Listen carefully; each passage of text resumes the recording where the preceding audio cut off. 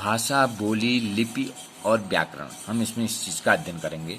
भाषा क्या है यह जानने के लिए नीचे बने चित्रों को ध्यान से देखिए। ये भाषा के माध्यम से एक दूसरे से बोल रहे हैं, बातचीत कर रहे हैं। यहाँ पहले चित्र में सिपाही वाहनों को रोकने के लिए संकेत कर रहा है। दूसरे चित्र में नेताजी बोलकर अपनी बातों दूसरों तक पहुँचा रहे हैं। तीसरे चित्र में लड़की लिख रही है। इस प्रकार विभिन्न माध्यमों से अपने मन के भाव विचारों की अभिव्यक्ति की जा रही है। यहाँ एक बात ध्यान देने योग्य है कि संकेतों के माध्यम से सभी बातें नहीं कही जा सकती और नहीं स्पष्ट की जा सकती। इसलिए अपनी बात को दूसरों तक स्पष्ट रूप से पहुंचाने के लिए बोलना और लिखना आवश्यक है।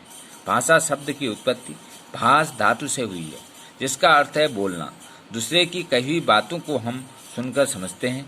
इसी तरह लिखी हुई बातों को पढ़कर समझते हैं और दूसरों को समझाते हैं। बस यही तो भाषा है। भाषा वह साधन है जिसके द्वारा मनुष्य अपने मन के भावों को प्रकट करता है और दूसरों के विचारों को समझता है। उसे भाषा कहते हैं। हमारे देश में हिंदी, पंजाबी, गुजराती, तमिल, तेलुगु, मलयालम, बांग्ला, कन्नड़, मराठी आदि भाषाएं बोली जाती हैं। इसी प्रकार अंग्रेजी, रूसी, चीनी, जापानी, फ्रेंच, अरबी, फारसी, जर्मन आदि भाषाएं विश्व के विभिन्न भागों में बोली जाती हैं। मुख्यतः भाषा के दो रूप होते हैं। नंबर 1 मौखिक भाषा, नंबर 2 लिखित भाषा।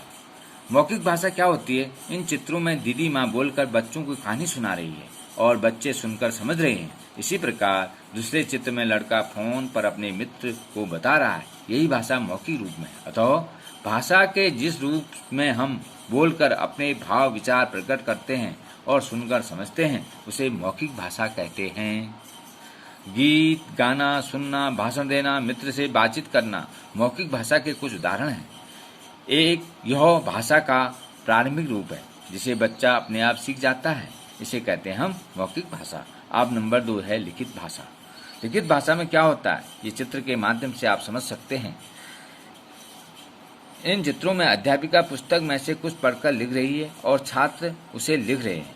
इसी प्रकार दूसरे चित्र में दादाजी अखबार पढ़कर खबरें जान समझ रहे हैं। यही भाषा का लिखित रूप है। अतः भाषा के जिस रूप में हम लिखकर अपने मन के भाव विचार प्रकट करते हैं, पढ़कर उसे समझते हैं, उसे लिखित भाषा कहते हैं।